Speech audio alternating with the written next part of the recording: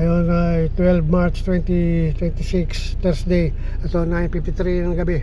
Yung start ko is Tonton 21:55. Yung start ko is Tonton. Ang tinakbo na Tonton ay 136,302 kilometers.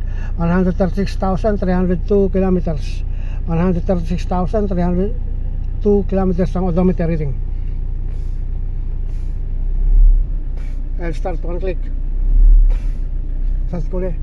Ano na, may tumawag sa akin na buyer, yung Motorist Philippines, dyan sa may Pasig, sa may Bridgetown, may Rosario.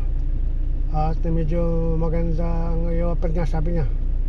Hindi pa kami nagsasara, pero sabi niya baka pwede negotiable. Sabi ko okay lang, basta hindi lalayo sa offer, sa aking asking price. Sabi ko sa kanya.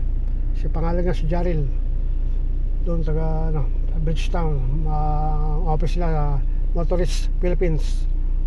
Bali March 6 ko pinadala yun sa kanila sa Facebook. May March 4, March sa 6. Pero ito, tumawag ulit kanina. After so many buyers na pinadalan ko, mahigit 10 na, pero panay binabarato ko.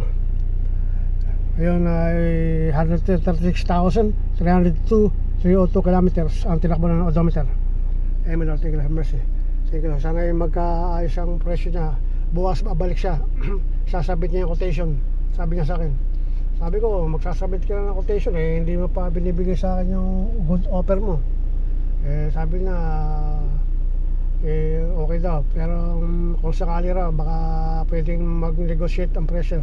Sabi ko okay lang, basta wag lang lalayo sa presyo ko, yung offer mo. Ayun na sabi ko. So bukas babalik siya, magsasabit yung quotation sa akin. Bukas pupunta rito si Miguel, birthday niya, 41st birthday niya bukas. Dito raw siya mag-celebrate, sabi ni mama.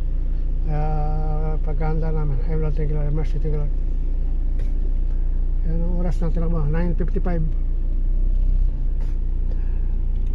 Signal right, signal left, signal right, signal left, ilaw, ilaw, ilaw,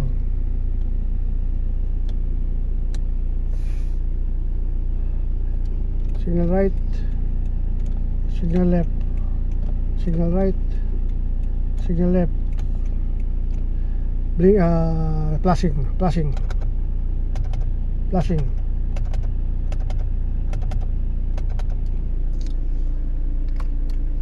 hazard, may ilaw, hazard light, aircon.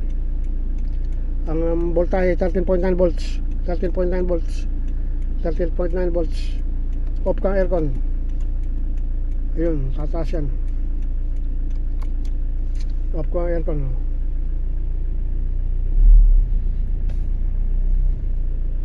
Thank you lang. Sana ay magtuloy itong offer, ng magandang offer itong Motorist Philippines para maibenta ko si Tonton, para mabayaran na yung capital gains tax.